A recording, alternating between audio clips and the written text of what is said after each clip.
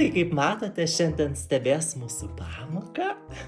Tai šiandien darysim projektinį darbą, kaip ir dažnai darom per pamokas. Bet mokytoja, mes niekada nesam darę tokio. Sirgai, juk sirgai labai daug kartų, tai ir neprisimeni. Bet aš nesirgau. Sirgo, jis sirgo labai. Ar ne, Petrauskaitė? Taip.